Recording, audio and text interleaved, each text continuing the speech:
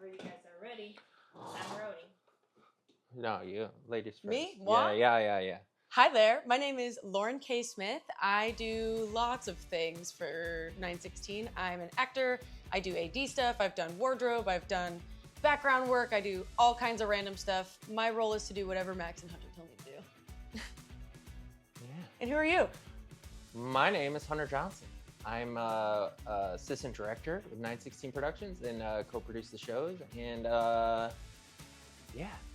Vertical. Welcome to Vertical Land. Yeah. This is Beneki.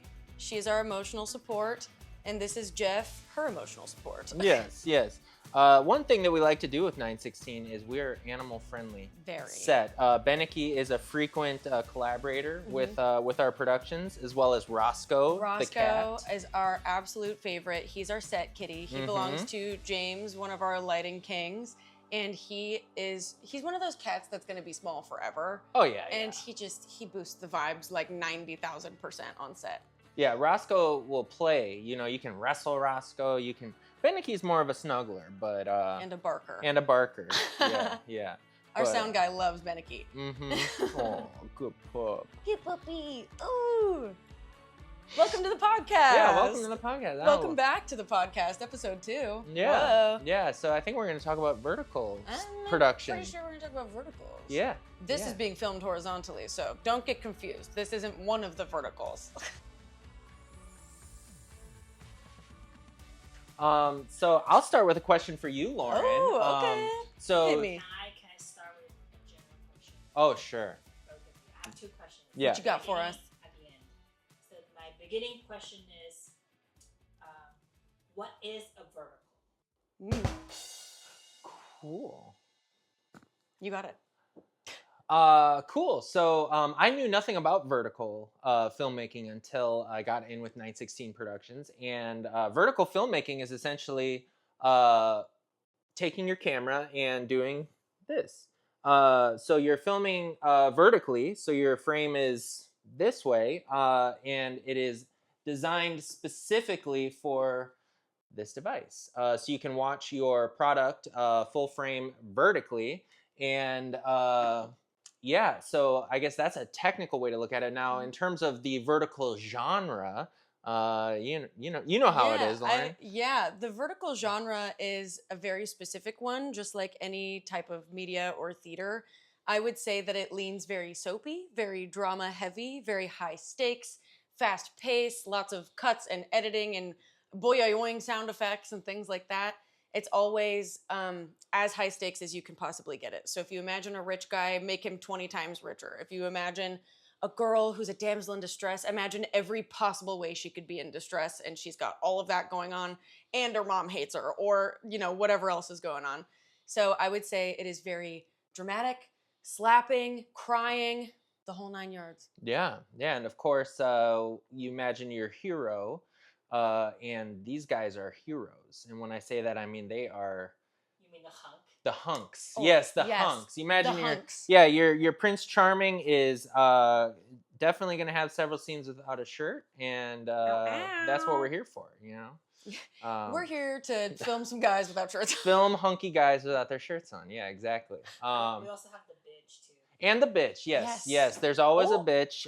There's always some foul language from the bitch. Somebody will be called a slut, not you, Beneki. And a whore at some point. And they will be slapped. And they in the will face. be slapped, and they will slap. Yeah. Yes. Lots of slapping. Yes. Um, We've also usually got some kind of mafia-style dad who is the lead guy's dad. And the lead guy is usually an alpha werewolf, a CEO trillionaire who maybe used to be homeless or something like that. So he's very high stakes. So you can imagine that all of his success and advice probably comes from mafia dad up here. So we got mafia dad, we got alpha lead guy, we got bitch villain lady, and then of course we have our damsel in distress. She is usually who we follow through the whole story. She will take us to all of the places, and she's in pretty much every episode. She is usually young and very beautiful, doesn't usually know it, One Direction, what makes you beautiful style. And she usually needs a little bit of help getting out of her bad situation, and guess who's gonna come save her? Mr. Hunk. The hunk, yeah. The hunk. Yeah, the hunk, yeah. And let's also not forget the brother. There's always there's a always a brother. little bit of a love triangle in the verticals, which keeps it engaging and appealing. So the hunk has competition, sometimes a bad guy, sometimes a good guy. Just depends on the show. misunderstood, you know? Misunderstood, yeah, yeah.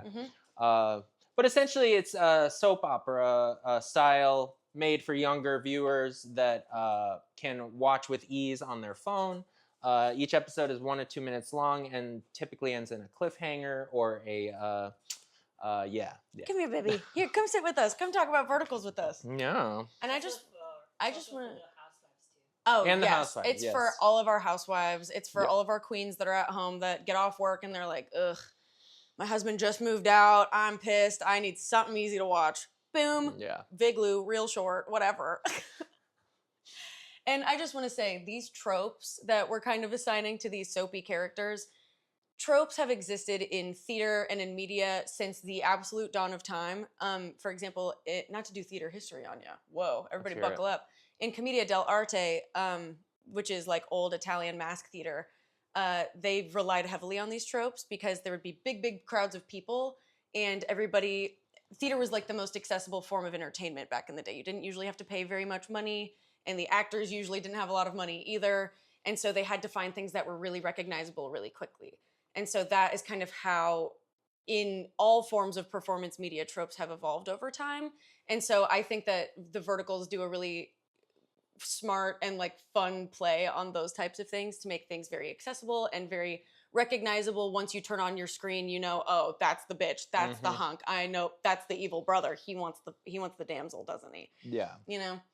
Yeah, there's they work for a reason. You know, tropes work for a reason. It's engaging for a reason because we all want to envision ourselves as, you know, the person that has nothing that turns into something great or that can't get a good date and then finds the love of their life. These are all very relatable, very universal themes that the verticals love to tackle. So Totally. yeah. Yeah. Okay, Professor Lauren. Yeah. Hire me.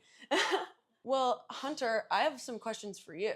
Ah. So I would love to know. I'm sure that not everybody who's watching knows what an AD does, and you are most often a first AD. So if you just want to tell us like what that is and what that stands for. Oh yeah. Yeah. So being a first AD is super fun. You get to interact with literally everybody that's involved in the production. Typically involves scheduling and coordinating and making sure that we achieve our goals on set, making sure that we shoot every scene, making sure that we get every shot we need, and generally trying to keep the vibe happy on set. So essentially the director can focus on the creative, on the performance. The first AD can focus on making sure that Jim Bob is ready for the next scene. So yeah, it's a lot of putting out fires and accidentally starting new fires. Yeah. And just Totally. essentially like making sure that the shoot runs as smoothly as possible. He's the manager. He's Michael Scott. Oh, okay. Yes. Yeah, I'll take Yeah. that. I'll take that. But like in a way less cringy way. No. 60% less cringy. I'm pretty cringy. I'm pretty cringy. Without Hunter, the production like doesn't happen. So if you don't have a first AD on your set, like you don't have a production. You don't have somebody who's keeping you on time, making sure that things are prepared for whatever's coming next, trying to find solutions for things. Because what Hunter has to do, he has to know what every department is doing and what they need to be prepared for next and what they need to be doing now. So you have to know all the technical terms. You've got to know everybody's names and then also where they are at all times. Like, yeah. I think that if we had the budget to put an air tag on every gaffer and crew member that we have, I think Hunter would invest. That would be pretty sweet, honestly, because there's nothing worse than like... Find my grip. There's nothing worse than being completely like set up for a shot and like spending like an hour to get it all ready. And the cameras are there, and we're like, all right, we're ready. Let's roll sound, roll camera. Wait, where's Genevieve? Where the fuck is Genevieve? Who, like, you know what I mean? Yeah, like shit like yes. that, where it's like all of a sudden that one person you need is somewhere. They went to the crafty table and they meandered to the bathroom. Then now they're in the backyard taking a phone call. And then wardrobe, I and had a you're quick like, question for him, oh real my quick. God. But then, their mom called, and Yeah.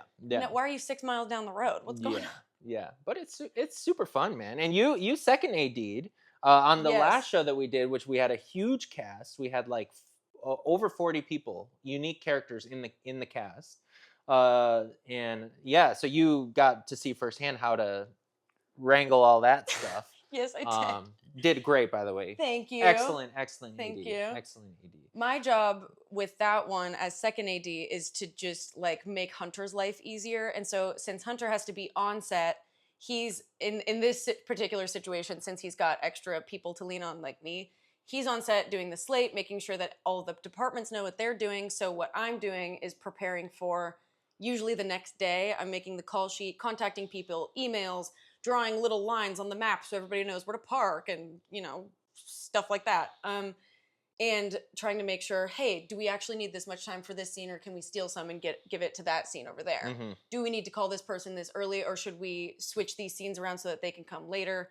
Whatever. Checking in. Oh, did we call this person for a full day or a half day? Does that mean we can switch the? So I think about a lot of numbers and names, and I talk to a lot of people, and yeah. The great thing about being my version of second AD, though, is that when they're all out by the lake in the 90-degree heat getting ticks and mosquito bites, 101-degree heat, let's be real with the humidity, I get to be in the house on my little laptop in the air conditioning. I'm still stressed. I'm still sweating. Don't get me wrong, but it's not from the heat. It's all internal. Yeah, yeah, dude. Yeah. It's fun. We made a good team, dude. Yeah, we for real. freaking did. For we real. got it done. That's Hell one yeah, thing. We got it done, man. That was a beast. That was a beast. So you've acted in a bunch of the 916 shows, and now you've, like you mentioned earlier, you've dabbled in different departments. You've dabbled in wardrobe and AD and everything else.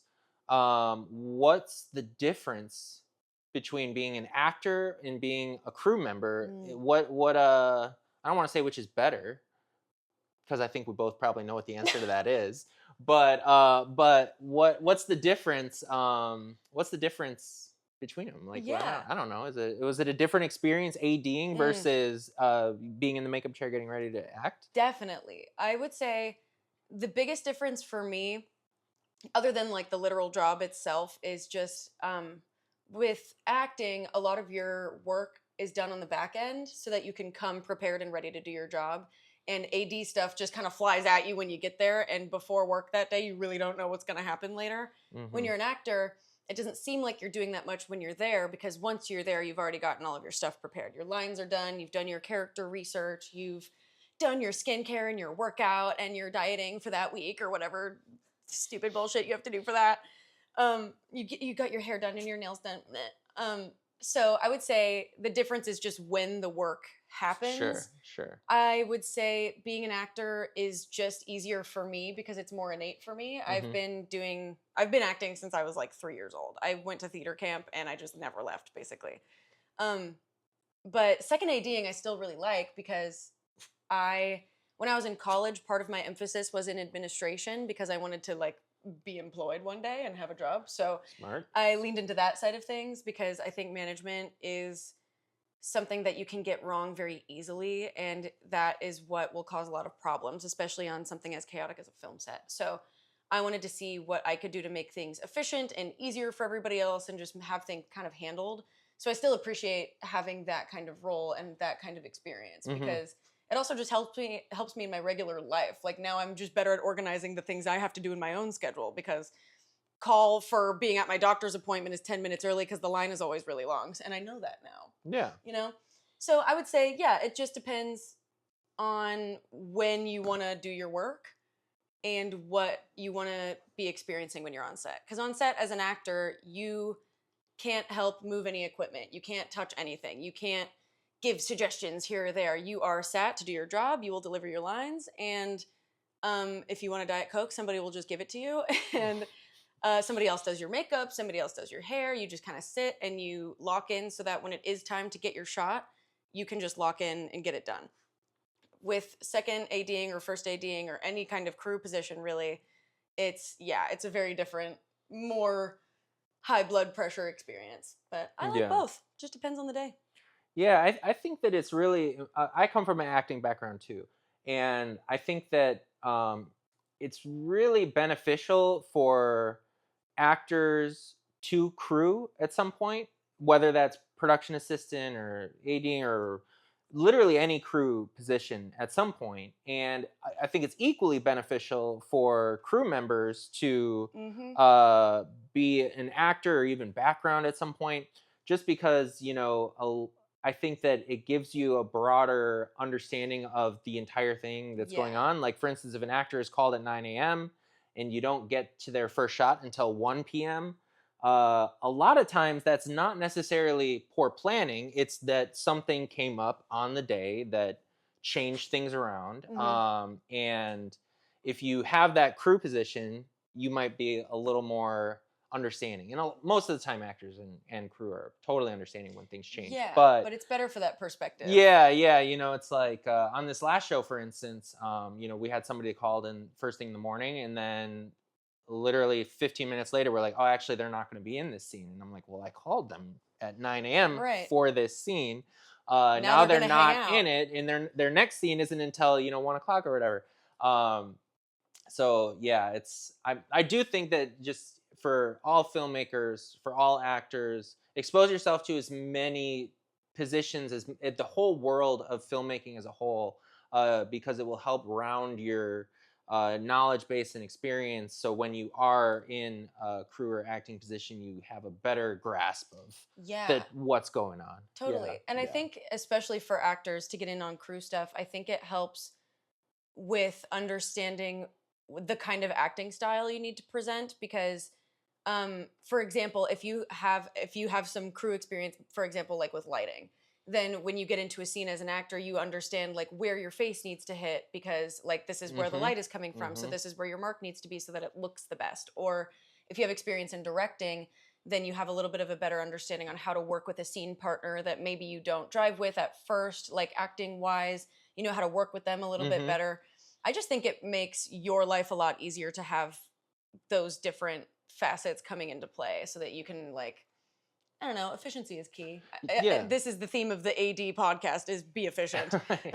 Yeah, no, and it's like knowing what lens camera is using, or how tight your frame is, like that's all really important for actors to at least have a basic understanding of, because like just because the camera's pointed at you they might only be seeing this, you know what I mean? Or they might be seeing this, like, so to have like a general knowledge of basic filmmaking, I think is very beneficial for everybody. I agree. Yeah. I agree. Yeah. I have some other little questions in my handy dandy notebook here for you, Hunter. Oh gosh. So, my first question is, so you also come from an acting background. Yeah. You have been behind the camera most of the time, and then sometimes there's a little extra role that needs to be filled, and it needs to be filled by some guy. And you will jump in. Yeah. What has been your favorite experience so far? Oh man. Okay. So I was Dr. B in Nikita. I was Villager 2 in Alpha. What? I was Jason in Vampire. Yeah. I was male relative B in the last show. Honestly, it's all super fun, man. And you were also were you on the thug scene? Oh, and Gentleman. I was a gangster in True Gentleman, and I was the masked man in the General, which is how I met you guys. Yeah. Honestly, they're all super fun, dude. Yeah. I liked I'll say True Gentleman, dude, just because I got that Tommy gun, and I think that it's fun because, look, I'm not the hunk. I know that. And part of being a good actor is knowing your place. So when I'm reading these scripts, I'm like, yo, anyone playing that male relative B role? Oh. You got anyone in mind for that, Max? Because I might be interested in male relative B. You know what I'm saying? He's got male relative B written all over. I got male relative B written all over my face. So like, yeah, no, I'll happily jump in for whatever is needed. There was some good lines in Vampire that I got to say, like something like, we have to kill this stupid bitch, or some really like off the wall stuff. That was fun. Yeah, we get to say a lot of fun stuff like stupid bitch and dumb whore. In the last one, the male relative B got to scream, you're gonna burn in hell, you damn something. I don't even remember. You're a fraud. You're a fraud. You're gonna burn in hell. You killed my daughter. Just normal. Normal stuff you say every day. Yeah. No, it's super fun, man. What about you? What's your you've done major roles in bunch of these shows. Yeah. What's been your let me rephrase. How about this? Which character do you relate to the most? Do I relate to Yeah, these sure. crazy bitches? Yeah. Oh God. Probably, I don't know. I've done a lot of really evil ladies. Cause yeah, in Nikita, I was straight up a werewolf, so I'm not very similar to her. She was like pure evil. She was sadistic. She was sadistic. She had no Yeah. humanity left. Yeah. So probably not her. You killed it though, man. That was fun. Thank you. That was one of my favorite roles to do because we got fangs fitted and we got like red contacts and we got the cool CGI making us into werewolves and stuff. Dude, you got to burn Nikita with the red I hot branded her, bro. brand. Yeah, dude. I yeah. waterboarded her ass. Yeah, man. Shout out Andy Joe. Yeah. Sorry for interrupting. I think my favorite was your death scene. In Nikita? Oh, that was fun. Oh God. These people. Do you want to know what these people did to me, cameras? This is what they did to me. Picture this. It's February. It is freezing outside, like below freezing. There is snow on the ground. My character has been killed just now by my love interest because I'm going too crazy. She went too far. I'm on a murderous rampage. I'm too evil. He has to kill me. But then he's like, I'm going with her. He takes my dead body and we got to jump off the balcony together so that we're both dead. And so guess what's on the floor of the balcony? Snow. Guess what we need to do while we're down there? Be dead for a beautiful wide angle with the snow falling on us and the blood dripping out of my hair. Guess what I'm wearing? Tank top ass dress. So short, like maybe hits right here, and I'm laying in the actual snow. I have never felt more awake Bro. than in that moment. I was like, this is the craziest thing. Bro. It looks awesome. Oh, it was a beautiful shot. It was a beautiful shot, and I appreciate you being like, yo, I'll do it. I'll get in the snow. Get my ass in there. And I believe that was the last shot of the night, too. So that was like the coldest part. Like, you know. Oh, yeah, it's dark outside by now. Yeah, it's 9 p.m. Well, you guys were such rock stars because so we did the show Nikita, and like Lauren was saying, we filmed it in February, and this was early. This was the second show that 916 had done. So we didn't put as much consideration into the elements as we probably should have. So the guys are fine. They're all wearing 3-piece suits with a vest, and you know it's like you can stand out in the cold. The ladies were open toe heels in a foot of snow and no jacket because shoulders, girl. The one scene I remember in particular, it was the scene between you and Vincent talking in the garden. Yeah. And I think it was literally like 0 degrees with like whipping wind. And like you my guys, hair was a problem. And it was like a 4-page scene. I think it was like a 2-episode scene of just, you know, them talking about their past love and why she wants him back and blah, blah, blah. And I remember editing that scene, and dude, you were such a rock star because like when action was called, all the shivering stopped and you performed like a boss. And then once it was cut, it was like, And I remember asking if we could frame my feet out because canonically I was wearing heels at that point, but physically, like I could not get to the place I needed to get to because there was so much snow. And if I did, I would just have no toes after that. Yeah. I'd be rocking it Ken style, just smooth down there. And we now have like usually whoever's on PD or somebody like that, or there's a PA on set who's on blanket duty or on coat duty to like stand just out of frame with a jacket so that right when cut is called, they can like wrap me up like a burrito.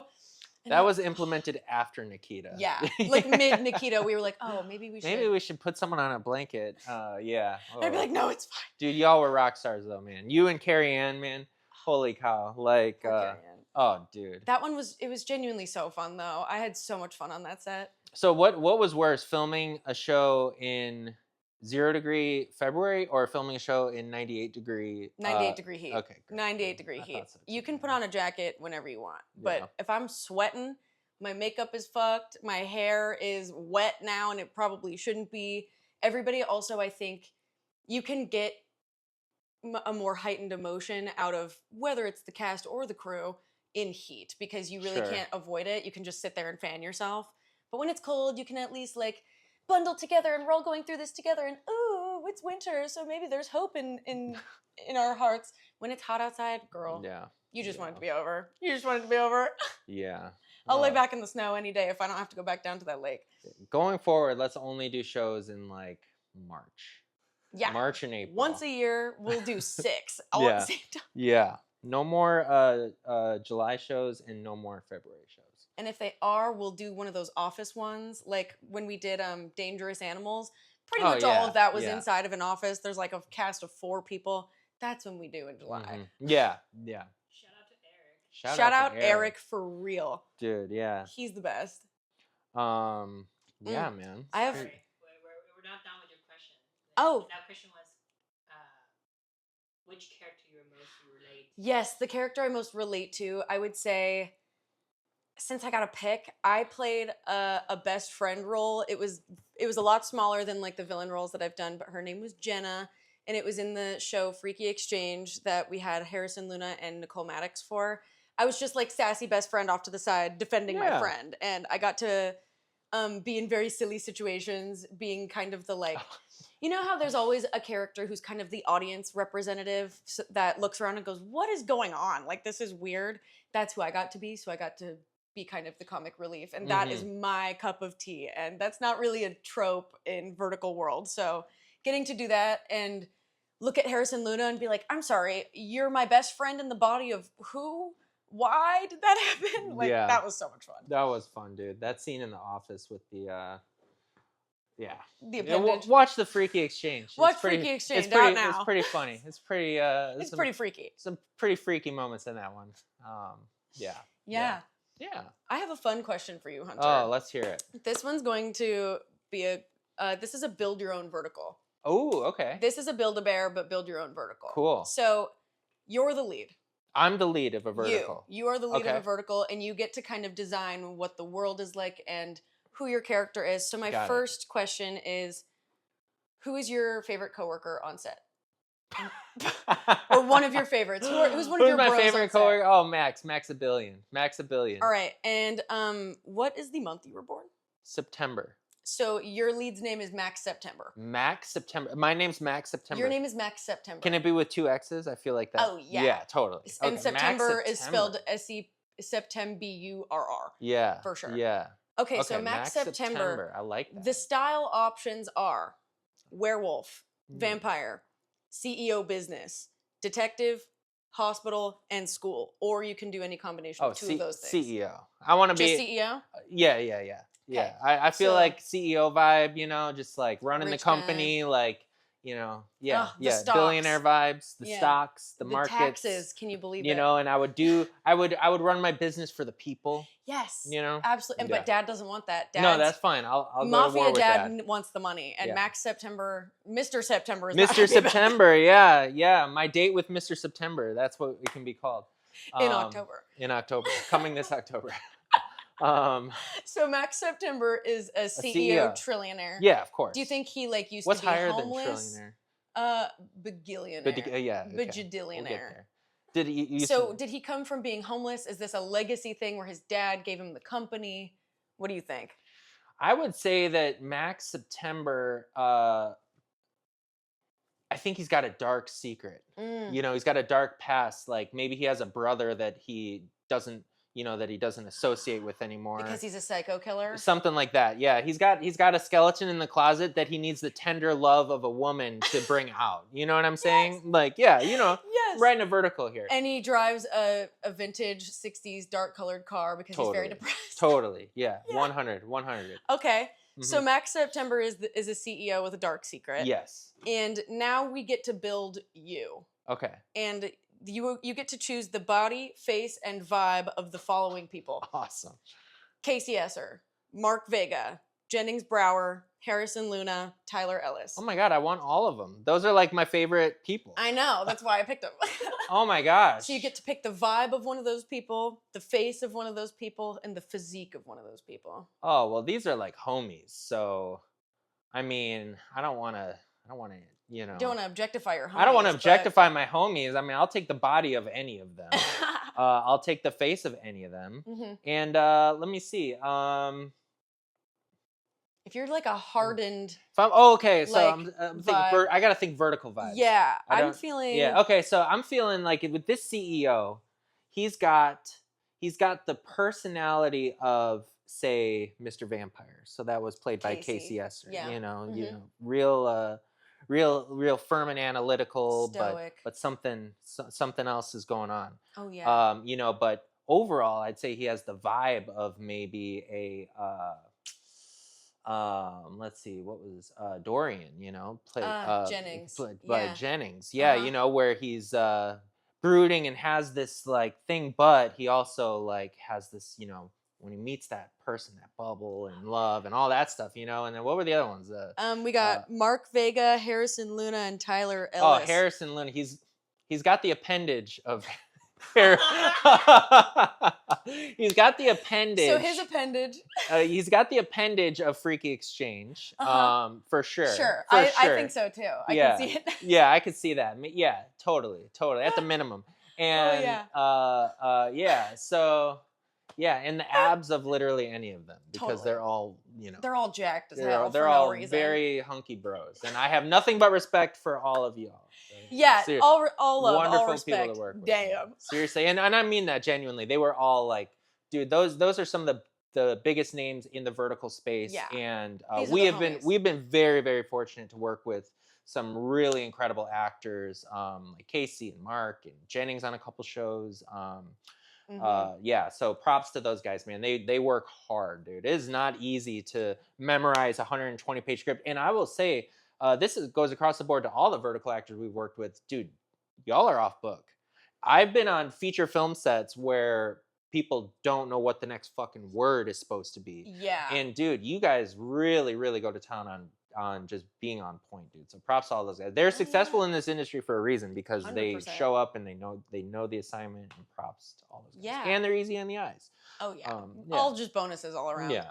I remember on the set of Notting Hill is not the actual name of it. What's the real name of it gonna be? Mr. Doran, please love me. On the set of Notting Hill. On the set of Notting Hill. I was talking to Jennings about this because he knows that I've also got some acting experience, and we were talking about it.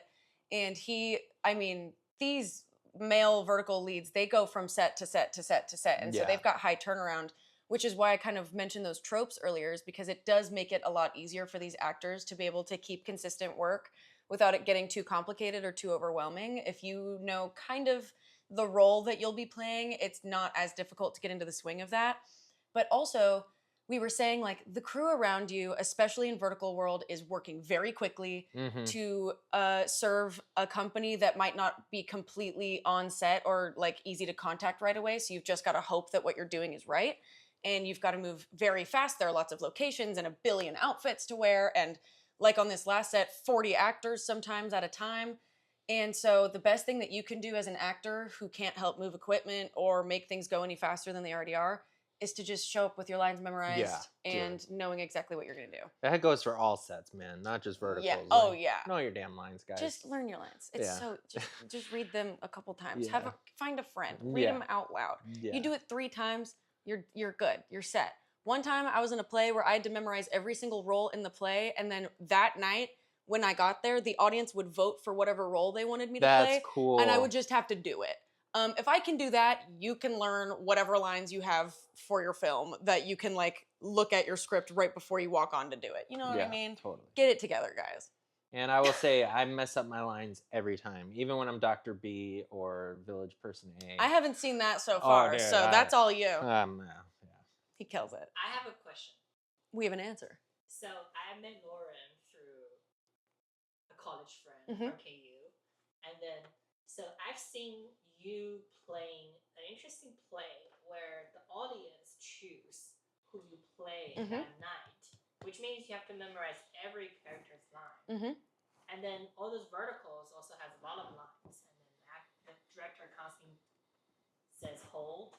And then I just, me and Hunter, we just filmed your original play. Shout out to Yes, Allies. thank you guys very much, by the It way. was great. But like even when we were filming it, we're like, you were not like performing like you were on stage. We chopped it into scenes, and then you guys still forgot about some lines. Mhm. But like I imagine it would be different when you're on the stage. Yeah. So what's how do you even prepare that many lines in terms of all the 3 productions I just mentioned? Yeah, it's hard. And you, as an actor, need to figure out what works best for you because everybody's learning style is different. I personally have ADHD, which makes memorizing things and keeping them for long periods of time a little bit more difficult. So I had to find a method that worked for me.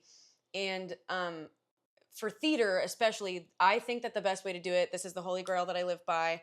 There are 2 things that you do. The first thing is you record the other person's lines in a scene that you have, and you talk into your voice memo to yourself, and you leave a little gap so that you can talk to yourself in the car and run your lines out loud. You can also do it so that you have both lines, so if you need to know what they actually are, you're hearing yourself say them. So talking to yourself through a voice memo, if you don't have somebody else to practice with, is like huge.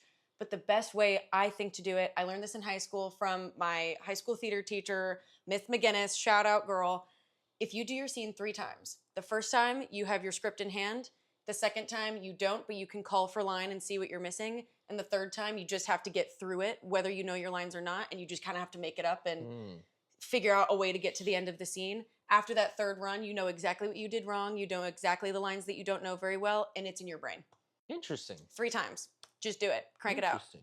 That's been my best.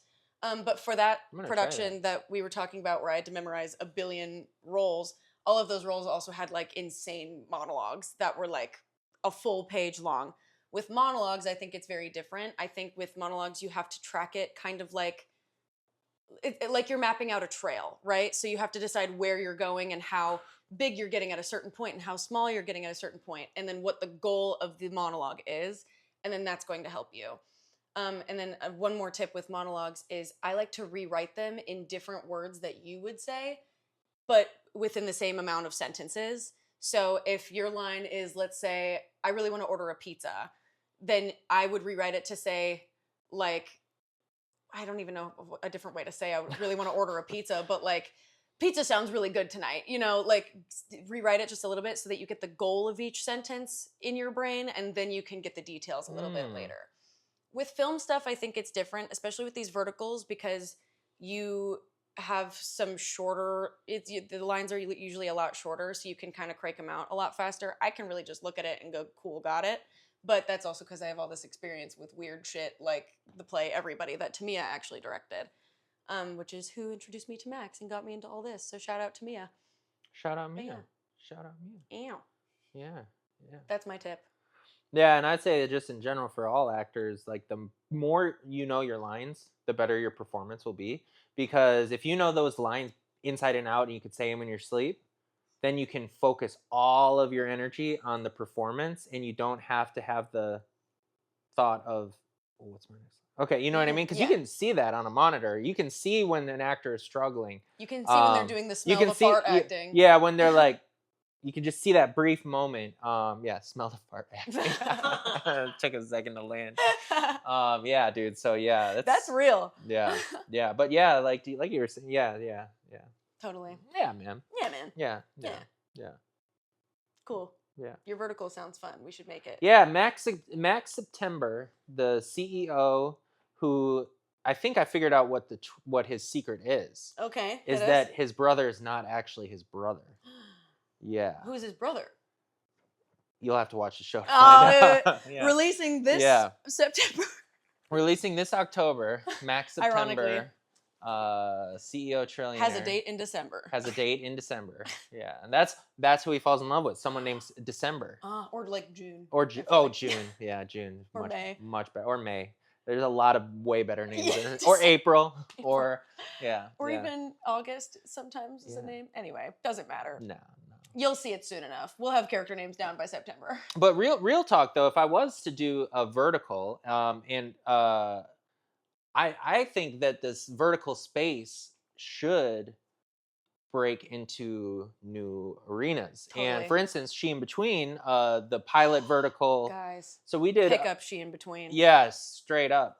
We did some pilot episodes for a platform where we got to shoot 10 original pilots just for vertical ideas. And one of them that I wrote that you starred in, She in Between, is a horror vertical, and my background is in horror, so I'm like, let's do a horror vertical. Yeah. But I feel like that stuff like that, or like a ghostly element, or supernatural, or I don't know how it would translate into, because the werewolf and vampire, they're not horror, you know what I mean? They're fantasy. They're fantasy. But I'm like, dude, a spooky vertical. The first platform that makes a spooky vertical is gonna hit our line. Yeah, hit our line. is gonna tap into something that needs to be tapped into, and I hope it's our spooky vertical. I hope so, because She in Between was like, I mean, it's visually so interesting, and I feel like that's a big part of what the verticals lean into, because you got to find something that's like attention grabbing, and so you want, if it's not a high stakes situation, it has to look really cool, and so I think that's why True Gentlemen did really well, is because we got to do like a period piece. Yeah. We had all the cool costumes and the sick locations and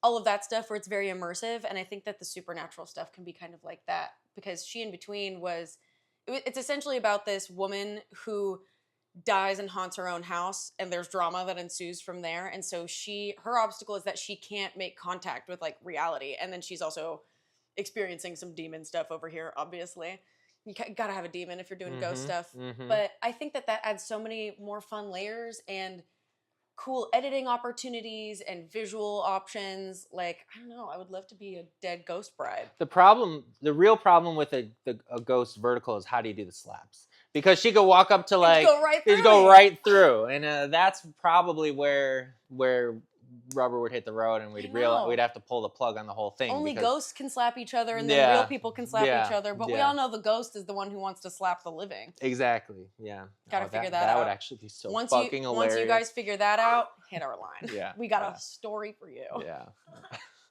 Ghost slap. Ghost slap. Dude. That's what we should call it. Not She in Between. Yeah, Ghost slap. Ghost slap trillionaire dates my ex-husband's widow CEO, who is also an alpha and an alpha werewolf and vampire. Used to be homeless. Billionaire. The series. Coming the musical this fall. This September. Coming this September, starring Max October. Yeah. Perfect. Send it. Wait, so how did you come up with what was the thing for okay, so who's your best friend on set? Who's your set homie? My set homie changes depending on the actors, so I'll pick a crew member. Mm-hmm. I'll pick Brittany, and Brittany is our fantastic hair and makeup artist. Hire her. She's literally so incredible. Best hair and makeup artist we've ever had, ever, forever. Amen. So my name would be Brittany June, because I was born in June. Brittany June. So maybe I'm the villain in your thing. Yeah. Brittany June sounds like a bitch. Well, no, I was gonna play with. Okay, so no. Brittany June. No, let's pretend you're the heroine of your own vertical. Okay. So I'm gonna ask you the same question. So if I'm Brittany June, you're Brittany June. Who is against you in your family? Is it a jealous sister? Is it a father? Is it what's your family like, Brittany?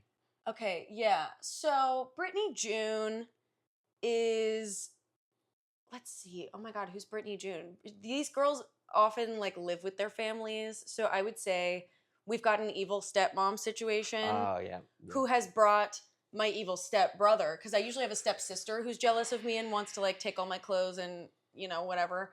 But I think I have an evil stepbrother, and he's simultaneously in love with me and also trying to steal my family's fortune. Yeah, I think it's a love blackmail type thing. Yes. His mom married my very rich trillionaire CEO dad, and he died. And so now us three are hanging out, absolute happy family. He is trying to pursue me, and then when I say, no, that's weird, you're my stepbro, no thanks. Yeah. Then he's like, fine, I'm gonna take all your money and put all the assets in my name. Ooh, so it's a lawyer vertical. Yes. Lawyer vertical. Yes. I'm the paralegal at the office, so I have no power. But I eventually work my way up because we find out that in my dead dad's will, he's left the company to me. But my evil stepbrother got to it first, and he's crossing shit out, and he's printing new things, and he's forging stuff, maybe with like my best friend, who I think is my best friend, but is actually sleeping with my stepbrother. That's who my villain is. Dude. And that is Luna February. Luna February. Yeah. No. I could see it. No. Luna April. Luna November. Luna November is my best friend. and she's making it seem like we're bros and like nothing sketchy's Mhm. going on, but she's sleeping with my stepbrother who is Tyler December.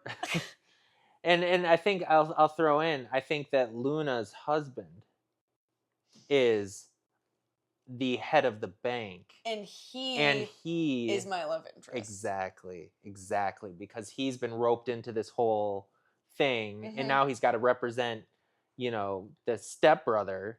But he realized that he's full of it, and that actually you're the victim, and not only that, but you're going to inherit this whole empire. And yep. Dude. And his whole thing with right Luna there. is like low-key an arranged marriage. Oh, Like, totally. He doesn't love her. He doesn't love her. Maybe she was also in a coma for a while, and so he fell out of love with her. Like, we've done that before. Yeah. You know? There could be a coma situation for sure. But maybe it's just because we're besties, and she made it seem like things were cool. But, like, you don't need to talk to my husband. Like, he's just, like, some finance guy. You guys have nothing in common. I only went to the wedding. I met him once. Yeah. But we had a very intimate moment at that wedding, maybe, where I dropped my bouquet. I was the maid of honor, and he picks it up for me. Yeah. Our eyes meet, and our hands touch. But no! You're about to marry my best friend. Yeah. 3 years later, this all goes down. Yep. Hey, Viglu, I got something for you. Yeah, dude. We can't post any of this podcast. We gotta. No, we got NDA. Anybody who watches this needs to sign an NDA. Yes. It's actually kind of fire. Yeah, dude. Yeah, vertical life, man. I will say one of the things that I would, like you were kind of saying, that I'm hoping for an expansion in the future into some more creative freedom in that way, where we can maybe start writing some of our own stuff. Because let me tell you, Kansas City is full of insanely talented people. We've got incredible actors, writers, producers, filmmakers, camera dudes, lighting bros. Like, we've got kind of the cream of the crop, and it would be such a huge privilege to be able to expand creatively into what these kind of stories can look like. And so, yeah, I would just love the opportunity to make something ourselves, because I know we've done that sort of, and we still have to fit into a certain mold of what's going on, which, we love. I love working in my regular villain trope of calling somebody some kind of dumb whore. That is like what I live for. But yeah, doing something, a little more Casey, locally homegrown, but vertical style, so it's more accessible, I think would be so huge. Hell yeah. Yeah. Those are my thoughts. Good thoughts. I don't think I have any other questions. Oh, I do have a question for you. Okay, gosh. we've made many shows, and they've been set in many different universes. We've had werewolf universes. We've had vampire universes, vampire versus werewolf universes. We've had modern day stuff. We've had the 20s. We've had all kinds of crazy junk. If you had to live in the universe of one of our shows forever, including the amount of high stakes shit that happens every 10 minutes, what universe would you want to live in? What could you deal with long term? Okay, well, this should be pretty easy for me, since I'd be like male relative B in this in this universe. No, I'll take a dabble in the werewolf universe. Yeah. I feel like hanging out with the pack, and being like the squad. Yeah, being that one maybe like unhinged werewolf that gets like one, like, you stay away from my friend. And the alpha's like, easy. And the alpha's down like, boy. easy, down boy. And I'll be like, hold me back. Okay, hold me back, Alpha Casey. Yeah. You know what I mean? Like, I feel like the werewolf universe would be super fun. Yeah. That feels like a brotherhood situation. Yeah. You'd be Just happy. palling around with the bros, running through the woods. With the dogs. Yeah, with you the might dogs. Say. Yeah, totally, bro. Sign me up. Sign me up for the alpha. I'll be like the third beta. That's fine. Yeah. I'll work my way up, though. You know what I'm saying? But you don't want too much responsibility. I don't want to run the pack. No, you want to be able to like go sightsee at the lake on the weekend. Yeah. You don't want to be dealing with like the alpha paperwork. I don't want all the responsibility of the alpha. I'll just find you me. You don't even talk to the Luna if you don't have to. No. They've got drama going on. No. Skip the Luna. Skip all that. Find a nice maiden or something. Yes. And just live in the woods, man. That sounds great. That sounds great. Sign me up. I think I'm in the same boat. I think I would also pick some kind of werewolf universe, or I don't know. I really like the 20s thing too. The only problem is it's prohibition, and girl.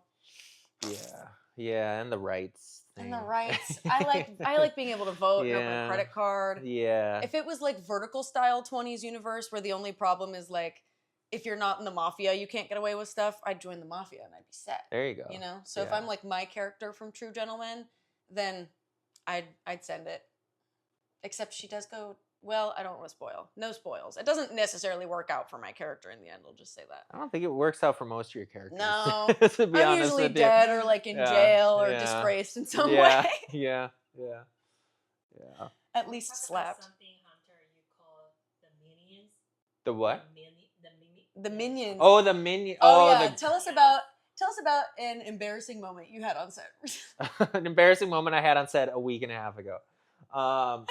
Oh man, dude, these kids, man. Well, in Hunter's defense, kids. Hunter keeps the vibe solid by he's got nicknames for people, and he's very good at making a very friendly environment. And from there, chaos did ensue. Oh my god. So, there's always a minion or a henchman or a goon or a thug squad in most of these shows. Well, there's the main villain and then their squad, Mm-hmm. So I affectionately on our last show named our gal squad the Goon Squad.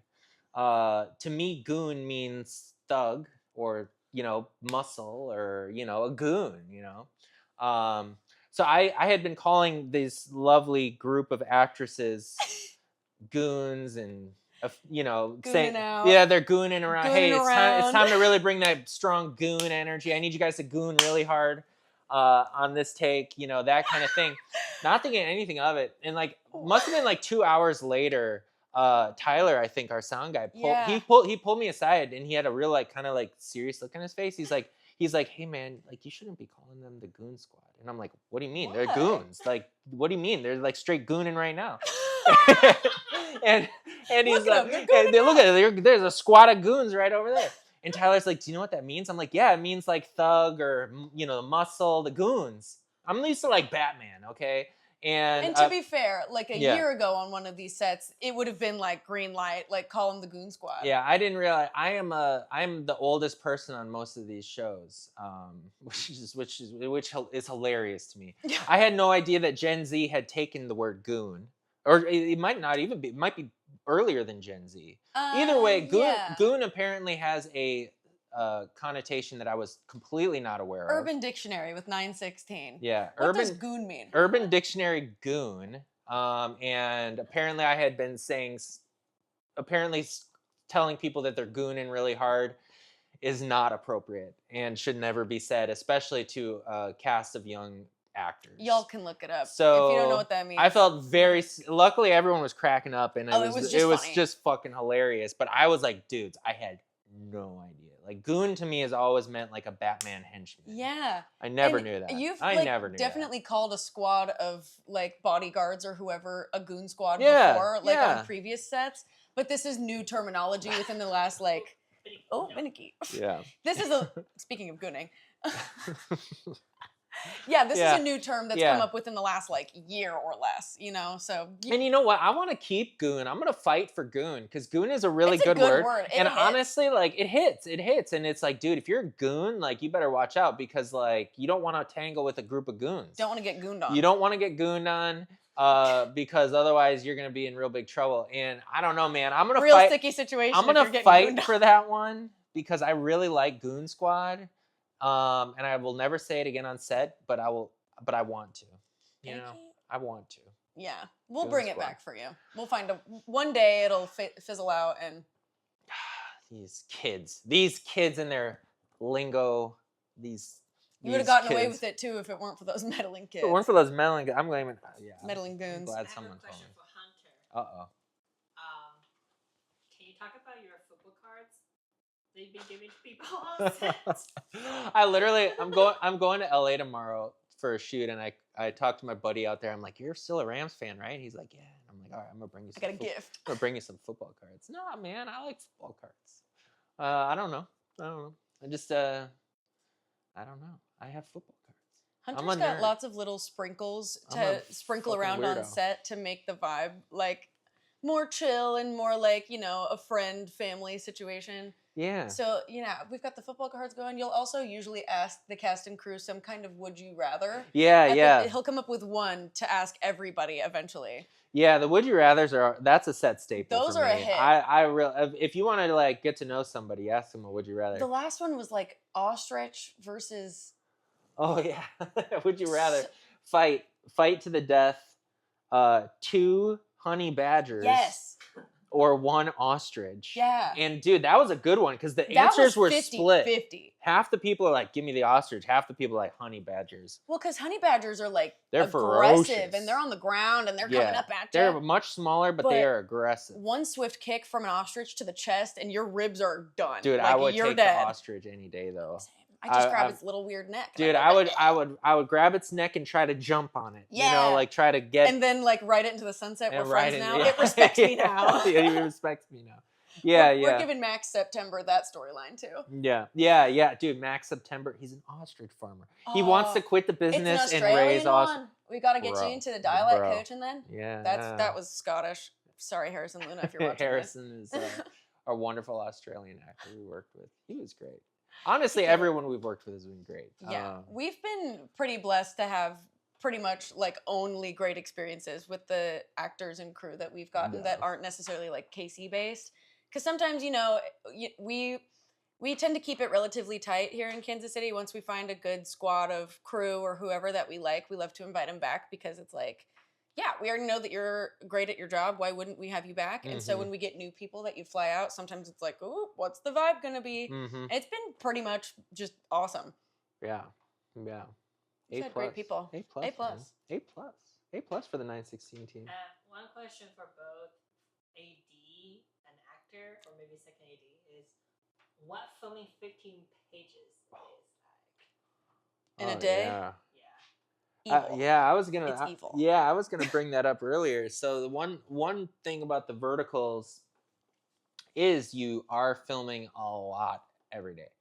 So like a typical like indie film might be shooting like 4 to 8 pages a day. We're shooting like 12 to 20, depending on what locations, or whatever. So yeah, and that goes back to actors being on point, being off book. You can't do that if you're not off book. You can't do it if everyone doesn't know exactly what's going on. So yeah, filming like 16 pages a day. That's like over a page an hour. And a page of dialogue is usually like a minute of coverage, right? Yeah, essentially. So like, so you're filming, on one day, 16 pages. That might be 10 episodes of the show in one, shift. But it's definitely challenging for sure. And it just goes back to good preparation, having a good team, and having a director and talent that are in sync, that they can crank that stuff out. It's also a lot of stress. It's a lot of stress when you're at lunch and you realize you filmed 3 pages and you still have 13 more to go after lunch. Then you're like, oh. That's when I start sweating. Yeah. But, certain scenes do take a lot longer, though. Like any scenes involving intimacy or fight choreography or vehicles are going to take extra time. So I do, like, when we're trying to build a schedule, try to allow extra time for that. But then also some scenes, if there's a 6-page scene, or it might be several episodes, but it's all like 3 actors talking throughout 6 pages, that can actually go a lot faster than, say, like a half-page intimacy scene that you need to be, a lot more angles and coverage and blah, blah, blah. Like, so it really just depends, like, on what the context of the scenes is. But yeah, totally. I think the sweet spot, for me at least, like in my filmmaking career, in terms of indie filmmaking, obviously in major Hollywood sets, you're going to be shooting half a page a day. But I think the sweet spot is anywhere from, especially for vertical, is like 8 to 12. If you can be in that range, that's a hefty amount of pages, but it's doable. Once you get past 12, you're like, okay, what are we filming? Like, how is any of this MOS? Can we get any of it while we're doing something else? Yeah, exactly. But on our last show, I think the first 3 days were 16 pages each day with 20 plus actors each day. So and everybody's got 9 outfits, of course. And but totally. In China they film 16 hours a day. Yeah. But like they don't necessarily hire like native English speaker. Sometimes they hire just actor for the look, and then they dub the entire. What? And maybe they don't even need to record sound set. What So in the they world? ADR all They the. ADR Wow. the show. That's They got to make the hire, actor's like, job so yeah, easy. They hire like professional. Well, I'm sure they film it in their native language so they can Yes, release they it to are. that market. No, like they could Oh. have like actors who don't speak English as the first language, but they will like still say their line in English. But they need somebody else who Oh. speaks more clearly. To emote. Interesting. Interesting. I will say Interesting. this is probably the only like style of filmmaking that you could potentially get away with that, because the cuts in the editing are so fast that you wouldn't be able to always line up all the lines perfectly, but you don't notice because you're already getting slapped or somebody's being thrown in a pool, so it's like you can't even tell. But like I feel like Vertical is very fan based. Yes. Think about all the lead actors. Like I could go follow this actor's Instagram, but find out his voice sounds completely different. I don't know, Yeah. kind of weird. That's crazy to me. Yeah. And speaking of filming pages, Andy just said she wants to be in our podcast. Oh, cool. Andy, the director. Andy, get in here, girl. We got a spot right here on the couch. Andy, we got a spot for you right here. We'll film. Well, I'll get some cousin sub sandwiches and we'll film wait. episode. I mean, she'll be here in what, 8 hours? We can just hang out. Yeah. She's in LA. Perfect. No problem. She just wrapped the show. Speaking of Andy, the director, so I think I do have one more question. I think people might be curious. Also from AD standpoint and actor standpoint, is like when they talk about setups, we have like 4 setups for the scene. What is that? What does that even mean? That means, so setups basically means what the camera is actually capturing. So a setup could be like, one setup might be we're focusing on, we've got a 2-shot of our lead and our, or like our 2 leads, and then one of the cameras is focusing just on our female lead. And then we need another coverage of the wide angle, but then we also need somebody to focus on our male lead. So as an actor, you do pretty much need to give the exact same performance every single time, because they're going to cut all of that stuff together to be like it all just happened at the same time. And that's why these verticals look so slick, is because these actors are very locked into knowing exactly what they need to do, exactly the way that they said it last time is the way they need to do it every time. What bracelet was on what wrist and that slap so that it appears when it like goes across the screen, whatever. So when you have all of these different setups, you have to be aware of like if your body is blocking somebody, if you need to cheat something a little bit so that when somebody else is getting their coverage, they can be seen, but you're still giving the same performance that you did, which is kind of why we were talking earlier about actors and crew members getting experience on kind of both sides, because as an actor, if you're not aware of that stuff and a director has to like come and position you in a certain way because you don't realize that the wide means that they're seeing everything and not just somebody else's performance, then that's not good. You need to be well versed in that kind of stuff. So there are certain scenes that take a lot more setups than others. There are certain ones that are just dialogue, and so all you really need is the wide of the 2 actors that are in it, and then coverage of them, coverage of the other person, and then you can be pretty much done. But then there are fight choreo scenes where at first they're up here, and now they're tussling on the ground, and now there's a gun, so we need to get a special insert of the gun, but then also blah, blah, blah, chaos. That's going to take a lot longer. So with that, it's not even just camera angles. Depending on what the camera is capturing, you also then need to move all of your lighting equipment around. Shout out to all of our lighting kings. They're running around making sure that everybody looks nice and you can be seen from that other angle over here. So then also on top of that, as AD, that is something that Hunter has to handle. Like, what is going to be the easiest thing to get first? Is there anything that we can do kind of at the same time to save equipment setup time? Because that is physically just manual labor. You got to move stuff to a new place. You got to find the energy and the caffeine for that. So that's Celsius, yeah. You got to find the Celsius for that. Yeah. Celsius sponsor 916. We will make you so wish. much money because we consume so much of your products. Yes. Yeah, that's exactly right. And it's like a lot of what's going to save you time and make you more efficient is, for instance, if there's a big scene, we want to shoot everything facing this way first, because all of our lights are going to be here and they're going to be blasting this way, and we want to shoot every single frickin' thing we can this way. Because if you put a camera over there, it's going to see all of the lighting crap. Exactly. So then once you cover every single possible thing that you can cover this way, and you set up for the other side. Flip the world. Flip the world, and then do the same thing. So, like, for instance, if you were shooting it in a chronological order, let's say, you don't want to be jumping back and forth and relighting. So a lot of the times it saves a lot of time is it's like, okay, is there anything else we need to film while we're facing this way or whatever? Nope. Okay, then let's flip. And then you'll also have smaller setups for, say, for a little insert or whatever, you know, a hand insert. Okay, let's just pop that real quick and shift a little light and get that. And yeah, setups are what essentially like takes time. You know, like you want to minimize that number. You want to minimize the amount of times you're moving these giant lights around and moving all the cameras around the best that you can. But you were saying, if it's a complex scene where there's 8 actors all interacting and talking to each other, that scene might have 20 setups just to get all of the coverage that you need. Reaction, line over here, line way over there. Yeah. So good DPs. Good ADs, mostly good DPs, will know how to minimize the amount of setups to still achieve all the coverage that you need. Yeah. That's, I would say, the thing that takes the most time on vertical sets specifically, because since these storylines are so high drama and so high stakes, we want to get every angle of a reaction and every angle of especially really important high conflict scenes. And so we want to get, what does everybody's face look like when they find out the new information? And then what do their face look like later in the scene? And then also, is there a special prop that we need to focus on? And do we need to like make sure that it's up here so that something else is seen in the background?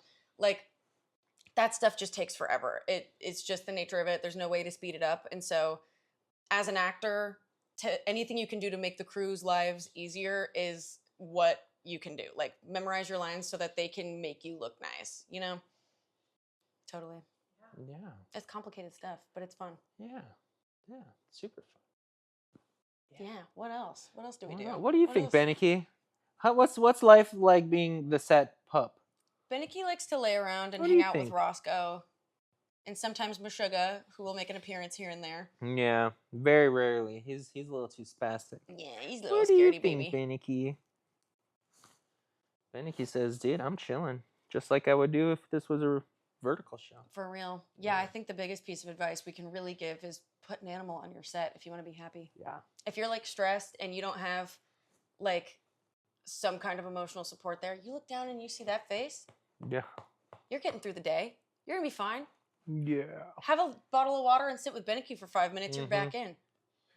Dude, our set animals have saved our butts a For lot of times. real. Someone's like freaking out and just put a cat in their hand. Hey, don't worry. Here's Roscoe. Yeah, serious. That's real. Man, that's so real. I became self-proclaimed 916 cat wrangler by set number 2 because I have 2 kitties at home, and so when I spend 12 to 13-hour days away from them, I get to see Roscoe. Man, that's for me. He lives right here in my lap. We're changing his mailing address to my arms. It's the best. Yeah. Yeah. We got good vibes around here. Yeah, good vibes. Good vibes, bro. Cool. Yeah. How do we sign off here? Any last things we need to cover? Any more angles we need to do? Any lighting we need to move around real quick? We got Max. Yeah. Check out 916 Productions. And you'll see all the crazy vertical shows that we've worked on and that we've done. Yeah, we've got one coming out soon. We've got a ton that are already out across several other platforms. So follow I think it's at 916 Vertical Productions on Instagram, right? I don't know. We don't know where it's at. Yeah, just look up 916 on Instagram and on Facebook and stay updated with us. Turn on those notifications if you want to stay updated on what's going on in the KC film scene. Where do people follow you, Lauren? Oh, self-plug. Okay, follow me on Instagram at Lauren K. Smith with 2 N's and 2 H's. I have a play coming out for Kansas City Fringe Festival. Please come see it. It's called Alibi. I wrote it with one of my fellow vertical film stars, Luna Saranova. We are performing at the Wim Space in northern Kansas City this weekend, July 18th through next weekend, July whatever that day is. Come see us, and if you can't, there might be another way for you to watch it. Do you want to give Keep me updated. Short elevator pitch of what this story Alibi? Yeah. Yes. My Kansas City Fringe show this year, 2025, is called Alibi. I wrote it with my good friend Luna Saranova. It is a comedy, drama situation. It's very farcical. It's about two girls who wake up in bed together and they have no idea how they got there. They make an agreement to keep each other's secrets during a blizzard where they have to be snowed in at one of their apartments, and chaos ensues from there. So if you want to see some fun, weird, queer theater, come see us at the Whim Space in northern Kansas City. Yeah. Where do we find you? Where can we find you, Hunter? You can find me at LA Horror Com. That's LA Horror, like scary, COM. I'm out there. Yeah. All right. Yeah. That's it. Bye, guys. Thanks, See you Max. next time. Woo. Thanks, Max.